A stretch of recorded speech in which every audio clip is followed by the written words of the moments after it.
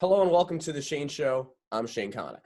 So we've been talking a lot about sports on this show and different things, but a really big thing going on right now, very soon, is the United States general election.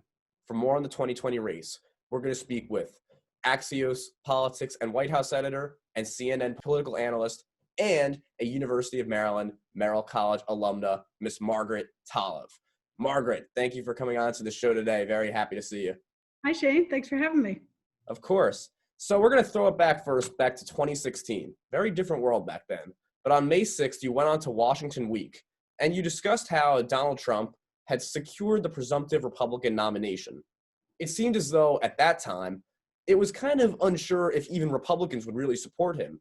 Many people, including then Speaker of the House Paul Ryan, seemed hesitant to support the New York businessman for the presidency, as you guys talked about on that show.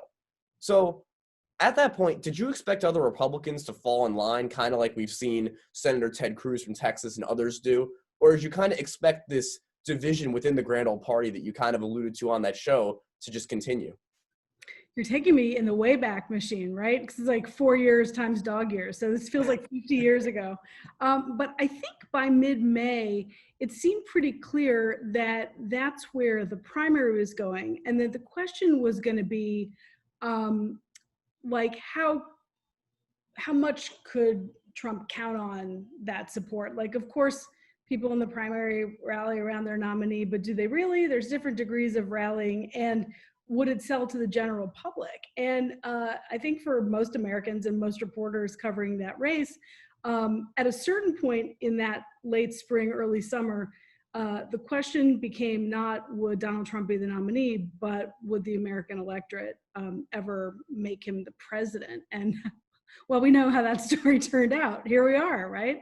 Yeah, exactly. And also with this particular issue, do you see this to be at all similar, or even maybe how much different do you see this than this year with the Democratic Party, with many prominent members of the party, including Representative Alexandria Ocasio-Cortez of New York, supporting Bernie Sanders in the primaries and even in the DNC, and then instead, and many members of the party in general more leaning toward Bernie Sanders, Elizabeth Warren, rather than the more moderate Joe Biden, who they ended up putting out there? Yeah, that's a really good question. I actually thought you were going to ask me a different question, which is, did 2020 look like a repeat of 2016 in any way? So maybe I'll tackle both if they would both be fun to talk about. For sure, there are divisions inside the Democratic Party, just like there are inside the Republican Party. In 2016, we understood inside the Republican Party this very clear division, which has only grown in the 3.75 years since then.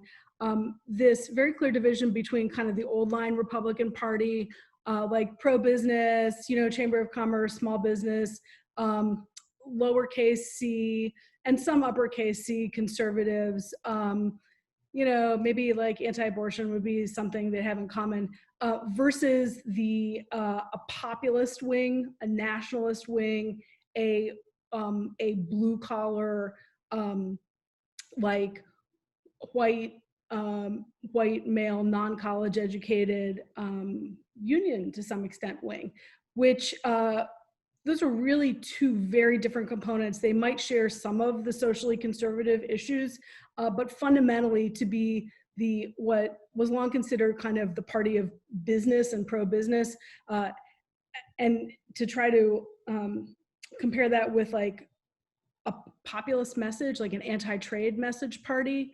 And you saw all these other breaks like deficit spending, like, for a long time, Republicans were like the big voices against debts and deficit spending, right? Unless it involved defense money. And what you see in the new wing of the Republican Party is like, nobody cares about deficits, just print the money, we'll deal with it later. So the Republican Party was fundamentally already becoming different. And what you saw was that in like a 16-way race, Donald Trump was able to consolidate that populist wing, whereas a bunch of the other more traditional institutional Republicans just split the other old line side of the Republican Party. Now, take it to the Democratic Party. Obviously, there is a battle for the soul, as Joe Biden would say. There is a fight for what is the central ideology of the Democratic Party. There isn't really one. It's clearly moved much further to the left in recent years. And that's not just as the country has become more racially and socially diversified, although that's part of it. But it also has a lot to do with the last two generations, the youngest generations of adult voters, millennials, the adoption of progressive ideals, the emergence of climate change as this real issue that absolutely galvanizes and motivates a lot of younger voters and draws them around the party. And some of the economic issues in that the younger generations coming of age, people who've come of age, since the turn of the millennium and certainly since the 2008 financial collapse have experienced. So these issues around healthcare, around the economy, around climate change, as well as a racial and demographic diversification of America have created this, both a split in the Democratic Party and also like a divergence, again, where there's kind of old, more centrist Democrats and then the more progressive liberal Democrats who are really important. And, if you're a younger voter and you didn't watch Joe Biden's career for a half a century, you might think of Joe Biden as like a moderate or a conservative Democrat. But to people who've followed politics for a long time, like Joe Biden was always on the liberal side of American politics, but the Democratic Party has shifted so far to the left that he's having a hard time convincing the most progressive members of his party about those credentials, right? So it's really changed. I think historically, we see more of a rallying effect around Republicans in recent presidential elections than we have around Democrats. But I think in this case, progressives understood that by not rallying around Hillary Clinton so solidly in 2016, it helped cost her the election and helped bring Trump to power. And so many progressives have kind of vowed not to do that again this year, to get behind Joe Biden, whatever their reservations may be, get behind him so that they can put him in office and then push him for all this stuff where they want him to move further to the left. So, but there is a different question embedded in your question, which is, could 2020 be a replay of 2016? And this is, I think, the danger for Biden. One of Hillary Clinton's crucial kind of, after the fact, you can look back at it and see what happened. One of her choices was to focus on attacking Trump. He had the Access Hollywood moment, all of his personal stuff and just all of his whole dynamics and everything you could say about Donald Trump was for her to tell Americans, you can't put this guy in the White House. And to do that to the exclusion of making enough of an affirmative case for herself and what she would do. And Biden's campaign strategy since the pandemic has been mostly to get out of the way and let people focus on Trump, the pandemic, where he's done wrong, why Americans are in the situation they're in now.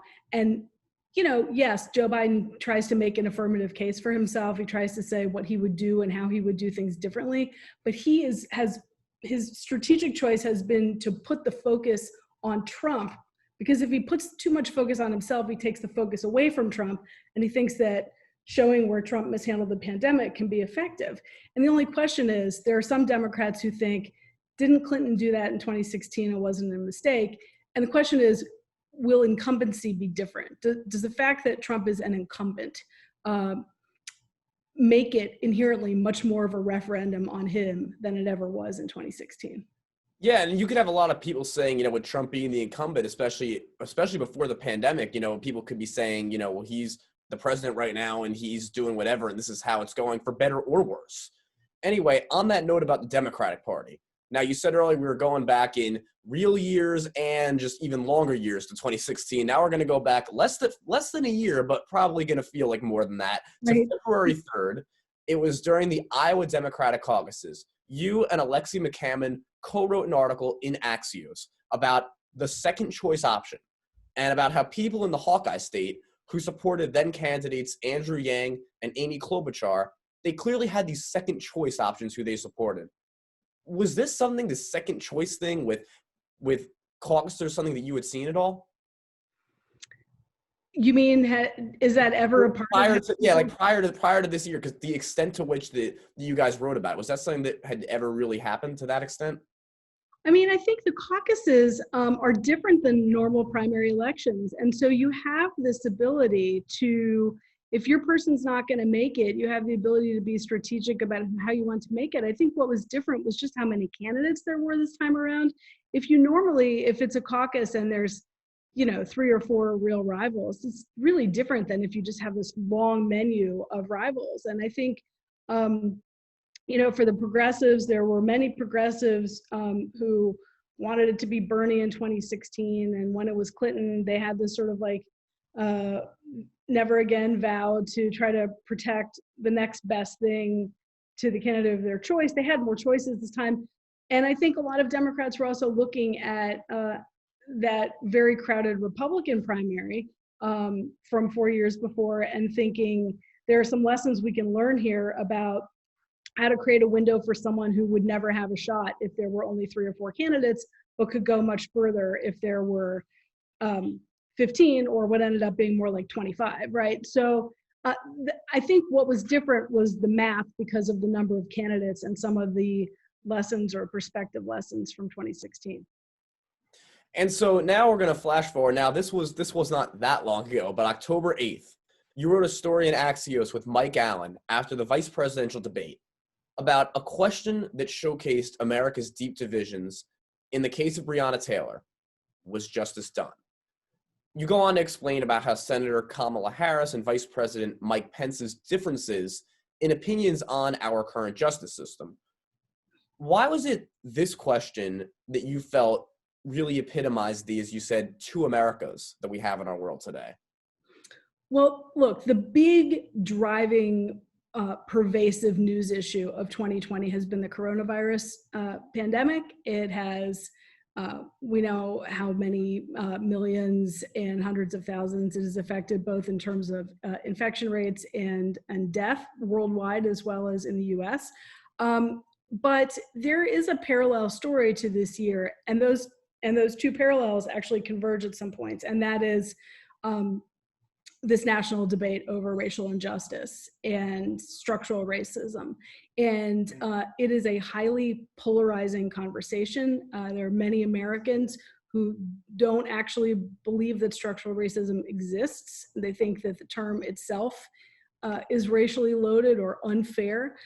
And that tends to break down along party lines. And so you have seen President Trump and Vice President Pence really resist when they're asked these questions. You see them try to minimize, education around these topics that involves any kind of funding from the federal government. You've seen them try to use it as kind of a wedge in these issues over the suburban safety, or defund the police, or demonstrations, or Black Lives Matter.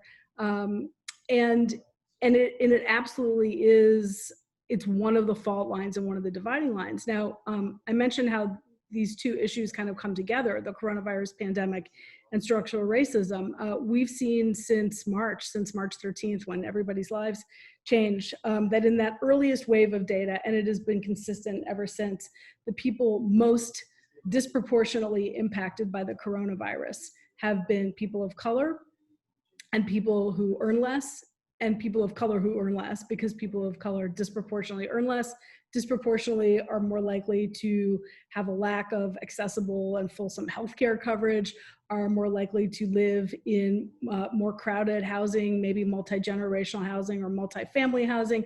And so are more likely to have the kind of jobs that are the front lines. They're either health and safety workers, or food service workers, or construction workers, or some kind of workers that kept working through the pandemic and were most likely to have to keep going to the place where they worked, rather than just being like, oh, I'll just work from home and spend some extra time with my children.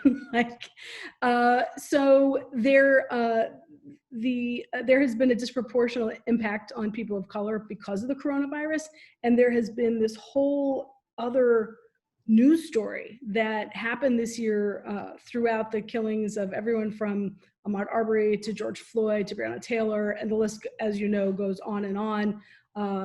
People of all races and all ages took to the streets to protest, went to the White House, are still protesting this. And but what will happen as a result of it, what changes will there be in the next administration, depends a lot on who the next president is and who their running mate is. The Biden and Kamala Harris, ticket is acknowledging this in a completely different way than the Trump-Pence ticket, and is promising a whole different series of changes and reforms to address it if they're elected. And so you mentioned a little bit about President Trump and Vice President Pence's just different views on, for example, the racial problems that are going on in the country today. All in all, when you look at this administration versus other administrations that you've covered, followed, been a part of in some way, how much different or is it covering politics under the current administration than other ones? Well, it's dramatically different, but it's not because of ideology or partisanship. It's because of, it starts at the top. It's because of how the president views his job and his role and his audience and his mission and his relationship with the press and his relationship with facts. I think in covering any administration of either party, it's incumbent on journalists to kind of trust but verify, or just like, let's say verify, that you have to check facts. You can't take what somebody tells you and just go with it. But the fact checkers have had a much more robust business over the course of this administration. And it's because the president often in his official remarks, as well as his political remarks, will just simply put things out there as fact that aren't true. It's almost a cliche to talk about the testing of norms or the busting of norms, but certainly that has been a part of this administration. But it's just highly unusual. I mean, we're covering a once in a century kind of health event and threat to human life and public safety and national security. And to see the president move beyond politics and really flout scientists and encourage people to gather in group settings without masks to diminish the threat of a disease, it presents a challenge in coverage, because I think traditional political coverage has focused on ideological differences and policy differences, but there has been an assumption of a level of, what you would conventionally call presidential behavior, that on which you can that becomes like the level at which your coverage begins. Like, okay, we'll assume that the president is going to take science into account and is going to, he and his team will attempt to use facts in their speech, and that, what we're really talking about in political coverage are exploring the nuances of the ideas and how those ideas would affect different people. And here, on top of all that, you have to actually, in real time, fact check the president and try to convince skeptical people who sometimes don't trust the press that even if they like the president politically, it's important to understand the facts. They might not be getting those facts. So it's very different. And now, taking a step aside from these current issues and all that, and you yourself covering politics, you studied journalism at Maryland, just like, I do and a lot of other people I know do. And a lot of times, there are certain people who are more into writing versus broadcast type stuff. You are an editor of you're an editor for a major political company in Axios, while also going on to CNN a lot as a political analyst. Did you know that you were really into both the broadcast side and the writing side from, when you started this whole thing? When I went to Maryland, it was unfortunately a long time ago. When I was a student at Maryland in undergraduate, you had to choose a sequence when you began journalism school. Are you going to be a print journalist? Are you going to be a broadcast journalist? Are you interested in radio? And even within the sequences, like if you're a print journalist, you want to do long form writing. And everything changed because of technology. I remember when I was trying to think this through, talking to a couple of advisors and friends, like, I'm not going to name names, but they were like, you're definitely a print person, come on, let's get real. And it did have a lot to do with both, how good were your writing skills, and like, did you have the right presence for TV, which often meant like, in addition to having a good delivery and stuff, like, did you look the part, right? And I just think there's been a total transformation of the media landscape. Number one, obviously, newspapers around the country have really suffered as digital has taken hold. So I came up through local news and in newspapers, and one of the papers I worked for doesn't exist anymore. Another one of the papers I worked for has been, a couple of them have been greatly diminished. Another one, the parent company, is in bankruptcy. So the print landscape transformed, newspaper landscape transformed, but also because of like the huge technological developments with online media and the emergence of social media, things like, stuff that sounds old school to you now, but like Facebook and Twitter, those were unimaginable when they started, right? That all of that has brought, has made everything kind of a 24-hour wire service. It has put the embedding of video and digital stuff into newspaper companies. It's taken TV platforms like CNN, for example, and given them a huge print operation through the digital side, which could be mixed with digital stuff. And so there's been a huge blurring of those lines. And as live streams can actually capture the event itself, like when I started out in newspapering, it was important to cover an event so that you could witness an event and describe to someone else what had happened. Well, now there's going to be some version of it somewhere on YouTube or online, or maybe it'll be carried live by a news organization. And so the value is really in the value added. It's not just in being the witness to it, but it's kind of in your news analysis of it, and you're bringing in other facts to explain the context for the news event that you're watching.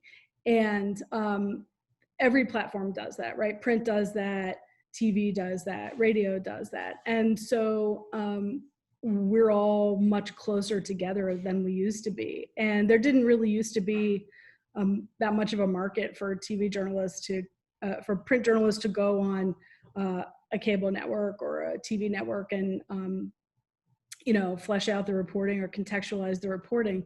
But again, because so much of the value in reporting now is context, I think this is just something that evolved.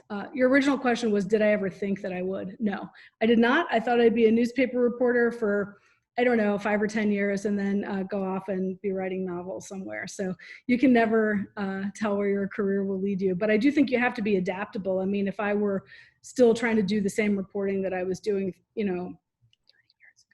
25 years ago, let's say, there wouldn't be that much of a market for my work. Our business has changed so much. So I went back to Maryland long after I graduated to get a certificate in multimedia, not to have the certificate so much as just to learn some of the skills, because I didn't have them at the time. I was still working for a newspaper company. I didn't have those skills. I didn't know how to embed stuff or how to use my iPhone. I didn't know how to do anything. So you have to keep up and you have to adapt as technology changes the business. And like you keep talking about, the way that everything keeps on changing, obviously this whole political world we're in is also one that's constantly changing in such turbulent times that we're in right now. And I really appreciate you coming onto the show in the midst of covering all this kind of stuff today. It's my pleasure. I really appreciate it. We've got a couple weeks left in this race, and you said when the election happens in a couple weeks, but it's been going on right now. That's right. It is. The election ends that first week of November, but it's certainly underway right now. Definitely different than we've ever seen. It's obviously a very important topic in this world. Very happy that you were able to come on and talk about it. Thank you, everybody, for tuning into this edition of The Shane Show. We'll see you next time. Catch you on the flip side.